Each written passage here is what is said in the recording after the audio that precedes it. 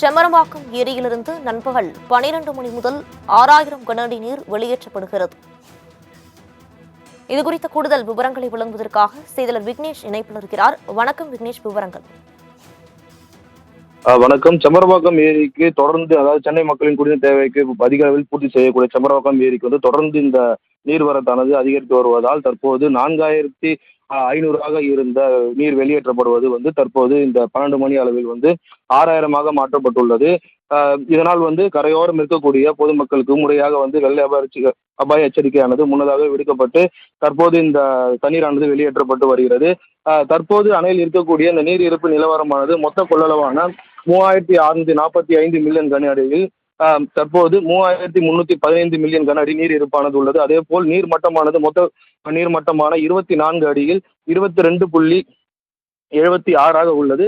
நீர் வரத்தானது தொடர்ந்து 3315 2450 கன அடி நீரானது தொடர்ந்து கொண்டிருப்பதால் தற்போது இந்த முன்னெச்சரிக்கை நடவடிக்கை எடுக்கப்பட்டுள்ளது. அதே போல் வருகின்ற 15ஆம் தேதிக்கு மேல் கனமழை இருக்கக்கூடிய வாய்ப்பு இருப்பதாக வானிலை ஆய்வு மையம் தகவல் வெளியிட்ட நிலையில் தற்போது இந்த ஏரியில் இருக்கக்கூடிய தண்ணீரை 22 அடியில் வைத்து பராமரிக்க பொதுப்பணித்துறை அதிகாரிகள் மற்றும் மாவட்ட நிர்வாகம் முடிவு செய்துள்ள நிலையில் தற்போது இந்த 6000 கன அடி நீரானது தற்போது வெளியேற்றப்பட்டு வருகிறது. விரிவான விவரங்களுக்கு நன்றி விக்னேஷ்.